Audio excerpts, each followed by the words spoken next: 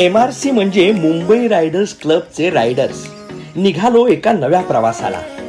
यावेळी MRCच्या रायडर्सनी पवना लेकच्या जवळ असलेल्या द बॉब हाऊसला भेट दिली. कळंबोलीला आम्ही सर्वजण एकत्र भेटलो.